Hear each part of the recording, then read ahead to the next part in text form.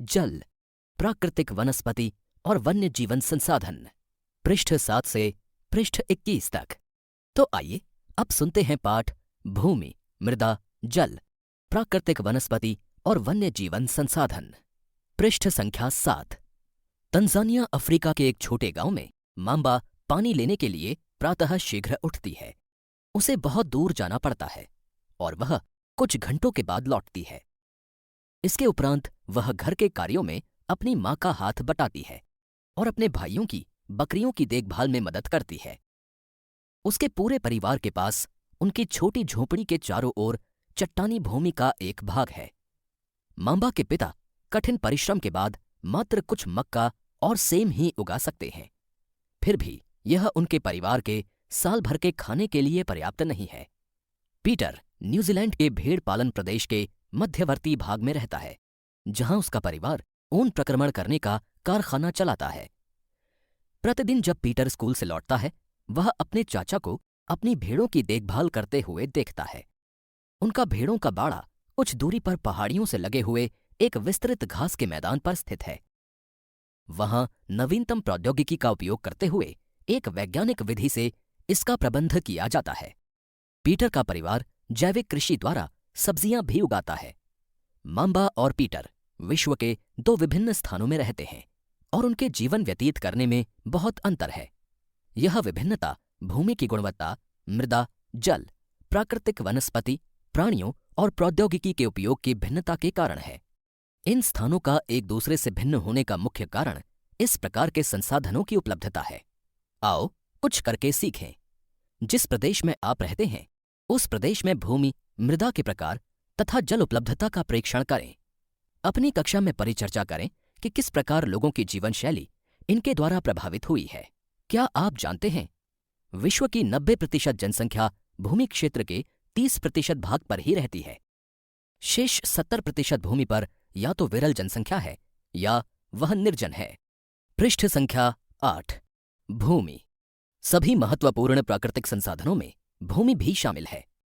भूपृष्ठ के कुल क्षेत्रफल का लगभग 30% भाग भूमि है। यही नहीं, इस थोड़े से प्रतिशत के भी सभी भाग आवास योग्य नहीं हैं। मुख्यतः भूमि और जलवायु के भिन्न भिन्न लक्षणों के कारण विश्व के विभिन्न भागों में जनसंख्या का वितरण असमान पाया जाता है। ऊबड़ खाबड़ स्थलाकृति, पर्वतों के तीव्र ढाल, जलाक्रांत संभावित निम्न क्षेत्र, मरुस्थल क्षेत्र एवं सघन वन क्षेत्र सामान्यतः विरल अथवा निर्जन हैं। उर्वर मैदानों और नदी घाटियों में कृषि के लिए उपयुक्त भूमि उपलब्ध है, इसलिए ये स्थान विश्व के सघन बसे क्षेत्र हैं। इस पृष्ठ पर चित्र 2.1 दिया गया है, जिसमें ऑस्ट्रिया नामक देश के साल्जबर्ग शहर की एक हवाई तस्वीर दिखाई गई है, जिसमें कहीं पर सघन आबादी दिखाई दे रही है, कहीं वन, कहीं घास के मैदान, तो कहीं नदी दिखाई पड़ रही है। इस चित्र के नीचे प्रश्न पूछा गया है, इस चित्र में आप भूमि के कितने उपयोग पहचान सकते हैं? भूमि उपयोग। भूमि का उपयोग विभिन्न कार्यों के लिए किया जाता है, जैसे कृषि, वानिकी, खनन, सड़कों और उद्योगों की स्थापना। साधारणतः इसे भूमि उपयोग कहते हैं। क्या आप मांबा और पीटर के परिवारों के भूमि उपयोग के विभिन्न तरीकों की सूची बना सकते हैं? भूमि का उपयोग भौतिक कारकों द्वारा निर्धारित किया जाता है, जैसे स्थलाकृति, मृदा, जलवायु, खनिज और जल की उपलब्धता।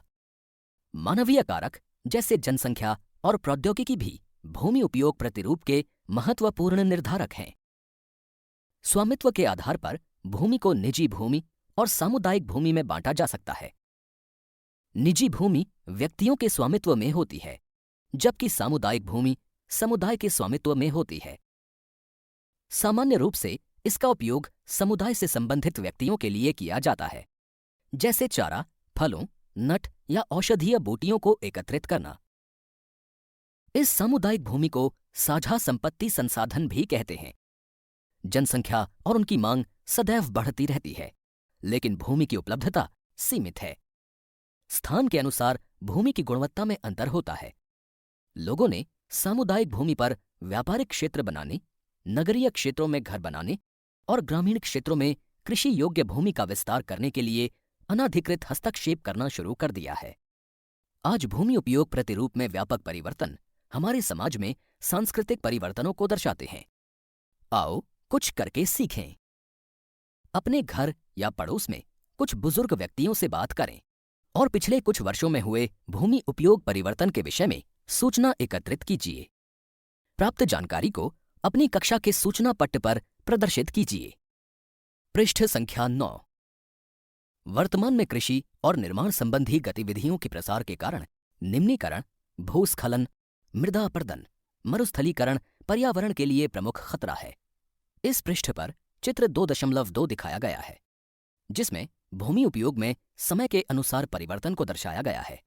इस चित्र के भीतर समय के अनुसार हुए उसी भूमि के उपयोग में परिवर्तन को दर्शाया जा रहा है। पहले चित्र में उस भूमि को काफी उबड़-खाबड़ दर्शाया गया है। साथ ही वहां कुछ झोपड़ियां और नाम मात्र की कृषि दर्शाई गई है। साथ ही जंगल भी अधिक मात्रा में दिखाई दे रहे हैं। दूसरे चित्र में झोपड़ियों के स्थान पर अब पक्के घर बन गए हैं तथा घरों की संख्या भी पहले से अधिक हो गई है।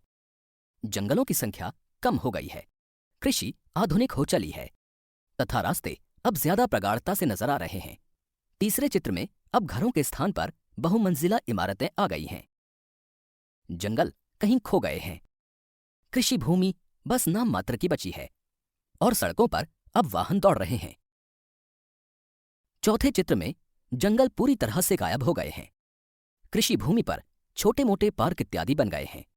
चारों तरफ अब बहुमंजिला इमारतें हैं। साथ ही पक्की सड़क अब महामार्ग में बदल गई है, जिसमें भारी मात्रा में यातायात चल रहा है। भूमि संसाधन का संरक्षण। बढ़ती जनसंख्या तथा इसकी बढ़ती मांगों के कारण वन भूमि और कृषि योग्य भूमि का बड़े पैमाने पर विनाश हुआ है। इससे इस प्राकृतिक संसाधन के समाप्त होने का डर पैदा हो गया है। इसलिए विनाश की वर्तमान दर को अवश्य ही रोकना चाहिए। वन रोपण, भूमि उद्धार, रासायनिक कीटनाशकों और उर्वरकों के विनियमित उपयोग तथा अतिचारण पर रोक आदि भूमि संरक्षण के लिए प्रयुक्त कुछ सामान्य तरीके हैं। मृदा। पृथ्वी के पृष्ठ पर दानेदार कणों के आवरण की पतली परत मृदा कहलाती है। यह भूमि से निकटता से जुड़ी हुई है। स्थल रूप मृदा के प्रकार को निर्धारित करते हैं। पृष्ठ संख्या 10। इस पूरे पृष्ठ पर भूस्खलन के विषय में बताया गया है। भूस्खलन। भूस्खलन को सामान्य रूप से शैल, मलबा या ढाल से गिरने वाली मिट्टी के बृहद संचलन के रूप में परिभाषित किया जाता है। वे प्रायः भूकंप, बाढ़ और ज्वालामुखी के साथ घटित होते हैं। लंबे समय तक भारी वर्षा होने से भूस्खलन होता है। यह नदी के प्रवाह को कुछ समय के लिए अवरुद्ध कर देता है। नदी अवरुद्धता के अचानक फूट पड़ने से निचली घाटियों के आवासों में विध्वंस आ जाता है। पहाड़ी भूभाग में भूस्खलन एक मुख्य और विस्तृत रूप से फैली प्राकृतिक आपदा है, जो प्रायः जीवन और संपत्ति को आघात पहुंचाती है और चिंता का एक मुख्य विषय है। एक वस्तुस्थिति अध्ययन। हिमाचल प्रदेश के किन्नौर जिले में रेकांग पियो के निकट पंजी गांव में बड़े भूस्खलन के कारण राष्ट्रीय महामार्ग 22 की पुरानी हिंदुस्तान तिब्बत सड़क का 200 मीटर तक का भाग नष्ट हो गया। यह भूस्खलन पंजी गांव में तीव्र विस्फोटन द्वारा हुआ था। विस्फोटन के कारण ढाल का यह कमजोर क्षेत्र नीचे गिर गया, जिसके कारण सड़क और गांव के आसपास के क्षेत्र को क्षति पहुंची। पंजी गांव को किसी संभावित मानव विनाश से बचाने के लिए पूर्ण रूप से खाली करा दिया गया था। न्यूनीकरण क्रियाविधि। वैज्ञानिक प्रविधियों के विकास से हमें समझने की शक्ति मिली है कि भूस्खलन उत्पन्न होने के कौन कौन से कारक हैं और उनका प्रबंधन कैसे करना है। भूस्खलन को रोकने की कुछ प्रविधियां निम्न हैं। भूस्खलन प्रभावी क्षेत्रों का मानचित्र बनाकर इसमें प्रभावित होने वाले स्थानों को इंगित करना। इस प्रकार इन क्षेत्रों को आवास बनाने के लिए छोड़ा जा सकता है। भूमि को खिसकने से बचाने के लिए प्रतिधारी दीवार का निर्माण। भूस्खलन को रोकने का सबसे प्रभावी तरीका वनस्पति आवरण में वृद्धि है। सतही अपवाह तथा झरना प्रवाहों के साथ साथ भूस्खलन की गतिशीलता को नियंत्रित करने के लिए पृष्ठीय अपवाह नियंत्रण उपाय कार्यान्वित किए गए हैं। इसी पृष्ठ पर भूस्खलन का चित्र साथ ही प्रतिधारी दीवार का चित्र दिखाया गया है। पृष्ठ संख्या 11। मृदा का निर्माण चट्टानों से प्राप्त खनिजों और जैव पदार्थ तथा भूमि पर पाए जाने वाले खनिजों से होता है। यह अपक्षय की प्रक्रिया के माध्यम से बनती है। खनिजों और जैव पदार्थों का सही मिश्रण मृदा को उपजाऊ बनाता है। इस पृष्ठ पर चित्र 2.3 दर्शाया गया है, जिसमें मृदा परिच्छेदिका दिखाई गई है। चित्र में दर्शाया गया है कि सबसे ऊपरी परत में ह्यूमस और वनस्पति के साथ ऊपरी मृदा होती है। उसके नीचे की परत में बालू, गाद, क्ले के साथ उपमृदा होती है। उसके भी नीचे की परत अपक्षयित चट्टानी पदार्थ से बनी होती है तथा उसके नीचे जनक चट्टानें होती हैं। शब्दावली: अपक्षय, तापमान परिवर्तन, तुषार क्रिया, पौधों, प्राणियों और मनुष्य के क्रियाकलाप द्वारा अनावरित शैलों का टूटना और क्षय होना। क्या आप जानते हैं, केवल 1 सेंटीमीटर मृदा को बनने में सैकड़ों वर्ष लग जाते हैं। इसी पृष्ठ पर चित्र 2.4 दर्शाया गया है, जिसमें मृदा निर्माण को प्रभावित करने वाले कारक दर्शाए गए हैं, जैसे कि जलवायु, तापमान, वर्षा, अपक्षय और ह्यूमस निर्माण की दर को प्रभावित करते हैं। इसी प्रकार समय मृदा परिच्छेदिका की मोटाई को निश्चित करता है। वनस्पति जात, प्राणी जात और सूक्ष्म जीव ह्यूमस निर्माण की दर को प्रभावित करते हैं। उच्चावच तुंगता और ढाल मृदा के संचय को निर्धारित करते हैं।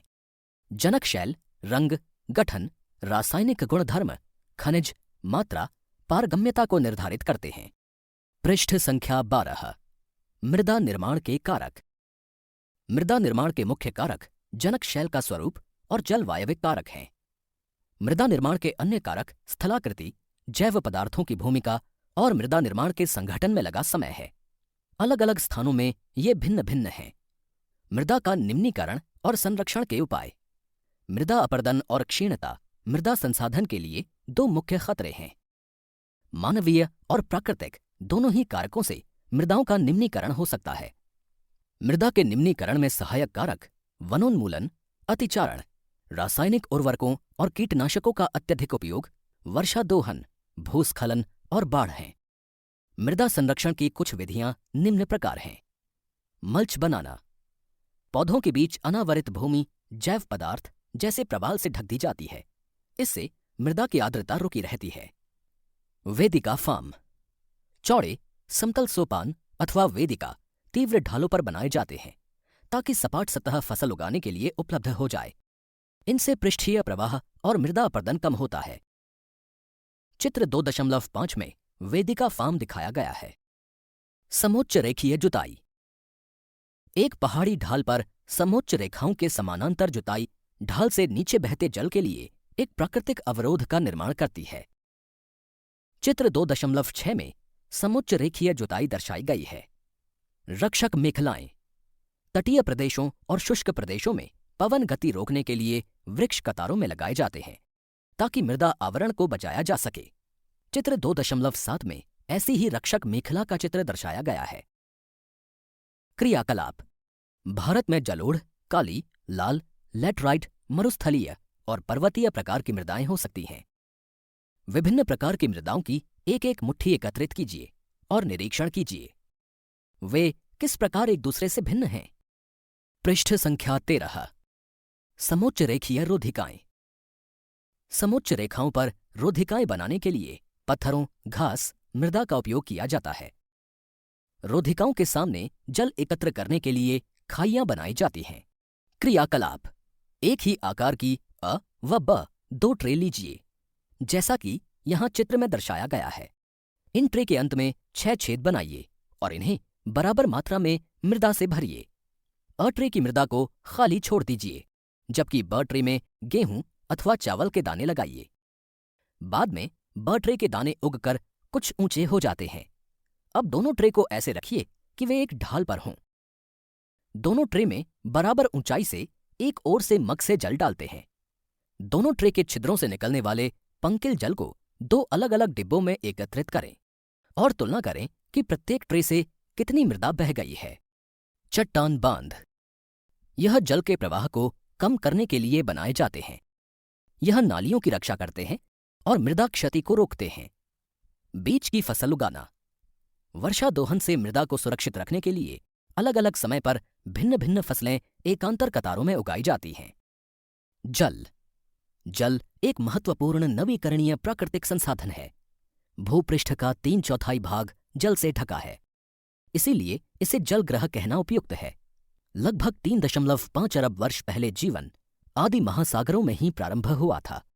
यद्यपि आज भी महासागर पृथ्वी की सतह के 2/3 भाग को ढके हुए हैं और विविध प्रकार के पौधों और जंतुओं को मदद करते हैं। महासागरों का जल लवणीय है और मानवीय उपयोग के लिए उपयुक्त नहीं है। अलवण जल केवल 2.7% ही है। इसका लगभग 70% भाग बर्फ की चादरों और हिमानियों के रूप में अंटार्कटिका, ग्रीनलैंड और पर्वतीय प्रदेशों में पाया जाता है। अपनी स्थिति के कारण ये मनुष्य की पहुंच के बाहर है। केवल 1% अलवण जल उपलब्ध है और वह मानव उपभोग के लिए उपयुक्त है। यह भौमजल नदियों और झीलों में पृष्ठीय जल के रूप में तथा वायुमंडल में जल वाष्प के रूप में पाया जाता है। क्या आप जानते हैं, वर्ष 1975 में मानव उपयोग के लिए जल की खपत 3,850 घन किलोमीटर प्रति वर्ष थी, जो वर्ष 2000 में बढ़कर 6,000 घन किलोमीटर प्रति वर्ष से भी अधिक हो गई है। क्या आप जानते हैं, एक टपकता नल एक वर्ष में 1200 लीटर जल व्यर्थ करता है। पृष्ठ संख्या 14। इसलिए अलवणीय जल पृथ्वी का सबसे अधिक मूल्यवान पदार्थ है। पृथ्वी पर जल न बढ़ाया जा सकता है और न घटाया जा सकता है। इसकी कुल मात्रा स्थिर रहती है। इसकी प्रचुरता में विविधता प्रतीत होती है, क्योंकि यह वाष्पीकरण, वर्षण और वाह की प्रक्रियाओं द्वारा महासागरों, वायु, भूमि और पुनः महासागरों में चक्रण द्वारा निरंतर गतिशील है। जैसा कि आप जानते हैं, इसे जल चक्र कहते हैं। मनुष्य जल की बड़ी मात्रा का उपयोग न केवल पीने और धुलाई में ही करता है, वरन उत्पादन प्रक्रिया में भी करता है। जल कृषि, उद्योगों तथा बांधों के जलाशयों के माध्यम से विद्युत उत्पादन करने में भी प्रयोग किया जाता है। जल स्रोतों के सूखने अथवा जल प्रदूषण के कारण अलवणीय जल की आपूर्ति की कमी के मुख्य कारक बढ़ती जनसंख्या, भोजन और नकदी फसलों की बढ़ती मांग, बढ़ता नगरीकरण और बेहतर होता जीवन स्तर हैं। क्रियाकलाप। औसतन एक भारतीय नागरिक प्रतिदिन लगभग 150 लीटर जल का उपयोग करता है। उपयोग: पीना लीटर प्रति व्यक्ति प्रतिदिन 3, खाना बनाना 4, नहाना 20, शौचालय यानी फ्लशिंग 40, वस्त्र धोना 40, बर्तन धोना 20, बागवानी 23। कुल उपयोग 150 लीटर प्रति व्यक्ति प्रतिदिन। क्या आप इस उपयोग को कम करने के तरीके सोच सकते हैं? क्या आप जानते हैं, क्या आपने जल बाजार के बारे में सुना है? सौराष्ट्र प्रदेश में 1.25 लाख जनसंख्या वाला अमरेली शहर पास के तालुकों से पानी खरीदने के लिए पूर्णतः निर्भर है। जल उपलब्धता की समस्याएं। विश्व के कई प्रदेशों में जल की कमी है। अधिकांश अफ्रीकी, पश्चिमी एशिया, दक्षिणी एशिया, पश्चिमी संयुक्त राज्य अमेरिका के भाग, उत्तर पश्चिमी मैक्सिको, दक्षिण अमेरिका के भाग और संपूर्ण ऑस्ट्रेलिया अलवणीय जल की आपूर्ति की कमी का सामना कर रहे हैं। ये देश ऐसे जलवायु प्रदेशों में स्थित हैं जहां अक्सर सूखा पड़ता है। उनमें जलाभाव की अधिक समस्या बनी रहती है। इस प्रकार जल का अभाव मौसमी अथवा वार्षिक वर्षण में विविधता के परिणाम स्वरूप हो सकता है, अथवा अति उपयोग और जल स्रोतों के संदूषण के कारण भी जल का अभाव हो सकता है। जल संसाधनों का संरक्षण। आज के विश्व में शुद्ध तथा पर्याप्त जल स्रोतों तक पहुंचना एक बड़ी समस्या बन गई है। इस क्षीण होते संसाधन के संरक्षण के लिए कदम उठाने चाहिए। यद्यपि जल एक नवीकरणीय संसाधन है, तथापि इसका अति उपयोग और प्रदूषण इसे उपयोग के लिए अनुपयुक्त बना देते हैं। इस पृष्ठ पर चित्र 2.8 दिया गया है, जिसमें दिखाया गया है कि यमुना नदी वाहित मल, औद्योगिक बहिस्राव एवं कचरे के कारण प्रदूषित हो रही है। पृष्ठ संख्या 15। अशोधित या आंशिक रूप से शोधित वाहित मल, कृषि रसायनों का विसर्जन और जल निकायों में औद्योगिक बहिस्राव जल के प्रमुख संदूषक हैं। इनमें शामिल नाइट्रेट, धातुएं और पीड़कनाशी जल को प्रदूषित कर देते हैं। इनमें से अधिकांश रसायन अजैव निम्नीकरणीय होने के कारण जल द्वारा मानव शरीर में पहुंच जाते हैं। इन प्रदूषकों को जल निकायों में छोड़ने से पूर्व बहिस्रावों को उपयुक्त विधि से शोधित करके जल प्रदूषण नियंत्रित किया जा सकता है। वन और अन्य वनस्पति आवरण धरातलीय प्रवाह को मंद करते हैं और भूमिगत जल को पुनः पूरित करते हैं। जल संग्रहण पृष्ठीय प्रवाह को बचाने की दूसरी विधि है। जल रिसाव को कम करने के लिए खेतों को सिंचित करने वाली नहरों को ठीक से पक्का करना चाहिए। रिसाव और वाष्पीकरण से होने वाली जल क्षति को रोकने के लिए क्षेत्र की स्प्रिंकलरों से सिंचाई करना अधिक प्रभावी विधि है। वाष्पीकरण की अधिक दर वाले शुष्क प्रदेशों में सिंचाई की ड्रिप अथवा टपकन विधि बहुत उपयोगी होती है। सिंचाई की इन विधियों को अपनाकर बहुमूल्य जल संसाधन को संरक्षित किया जा सकता है।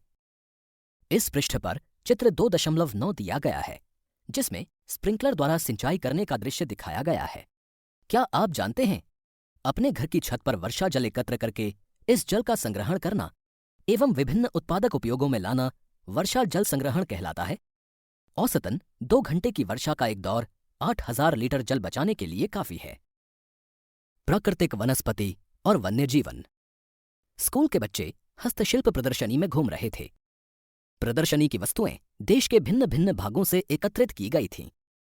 मोना ने एक थैला हाथ में उठाया और उत्साह से कहा, यह एक सुंदर हैंडबैग है।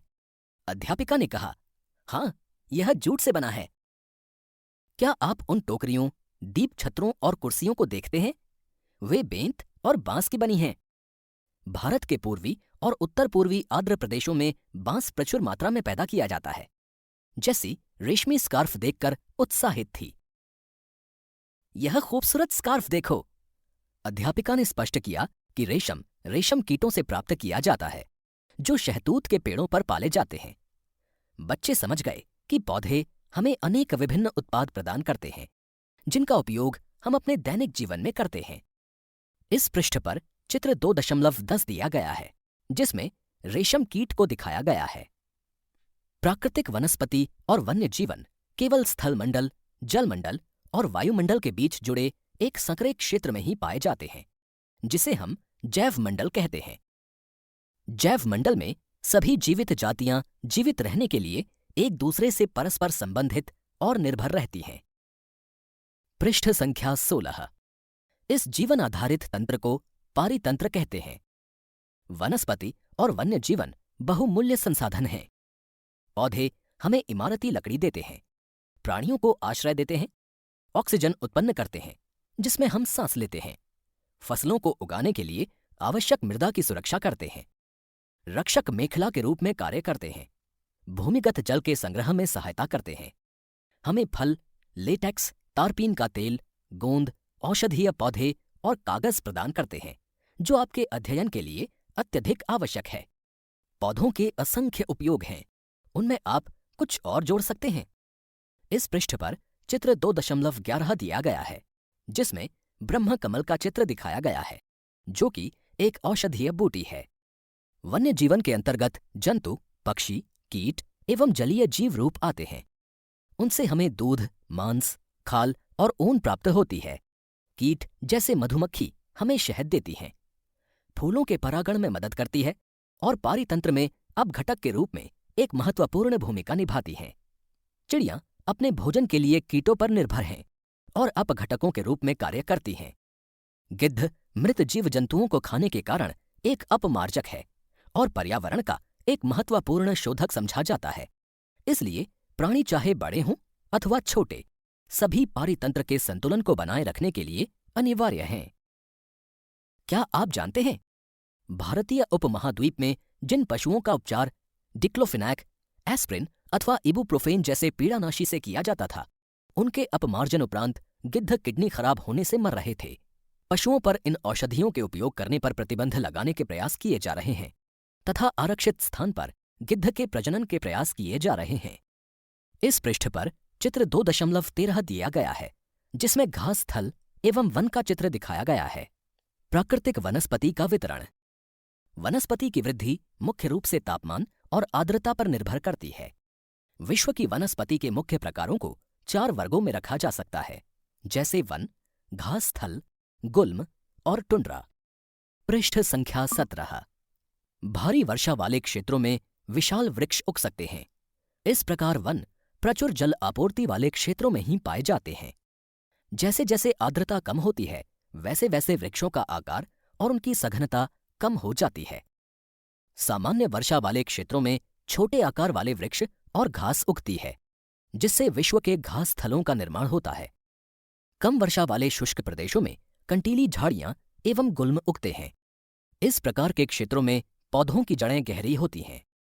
वाष्पोत्सर्जन से होने वाली आर्द्रता की हानि को घटाने के लिए इन पेड़ों की पत्तियां कांटेदार और मोमी सतह वाली होती हैं। शीत ध्रुवीय प्रदेशों की टुंड्रा वनस्पति में मॉस और लाइकेन सम्मिलित हैं। पिछली 2 शताब्दियों में विश्व में जितने लोग थे, इस समय उनसे कहीं अधिक लोग हैं। बढ़ती जनसंख्या के पोषण के लिए, फसलों को उगाने के लिए वनों के विशाल क्षेत्रों से वृक्ष काट दिए गए हैं। विश्व भर में वनों का आवरण तेजी से समाप्त हो रहा है। इस बहुमूल्य संसाधन के संरक्षण की तुरंत आवश्यकता है। इस पृष्ठ पर चित्र 2.14 दिया गया है, जिसमें वन में घूमता हुआ अजगर दिखाया गया है। इसी पृष्ठ पर चित्र 2.15 दिया गया है, जिसमें स्कूल में छात्रों द्वारा वनों पर बनाया गया कोलाज दर्शाया गया है। प्राकृतिक वनस्पति और वन्य जीवन का संरक्षण। वन हमारी संपदा है।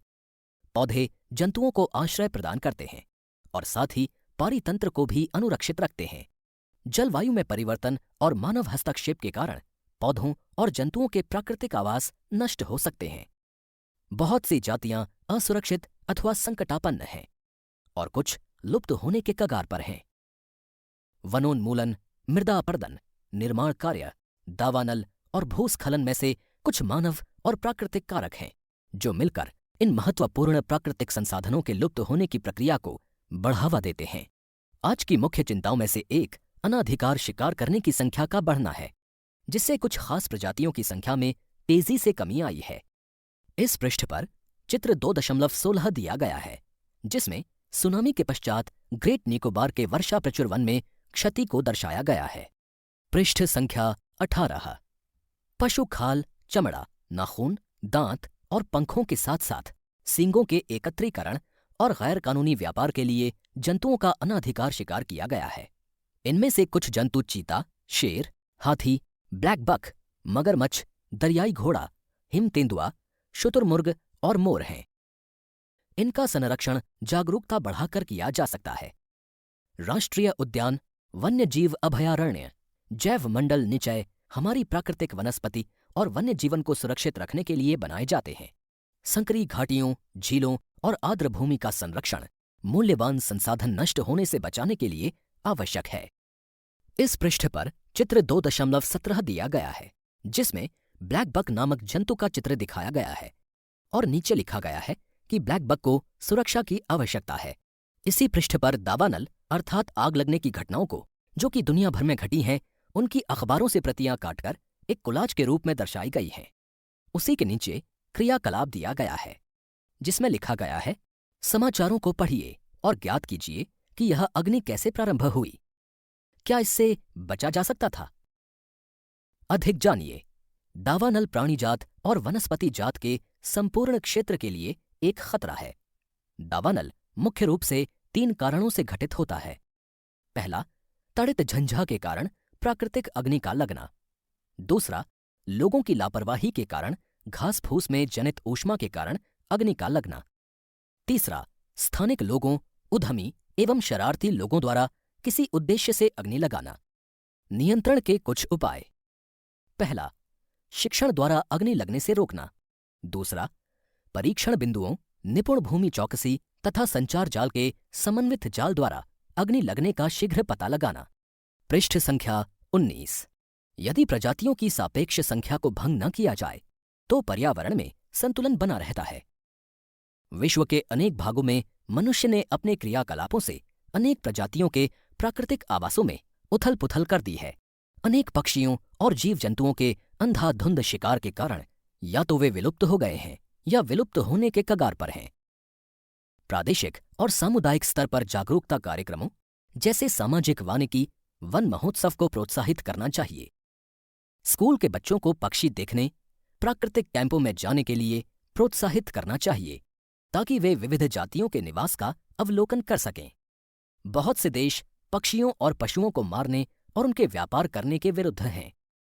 भारत में शेरों, चीतों, हिरणों, भारतीय सारंग और मोर को मारना अवैध है। शब्दावली।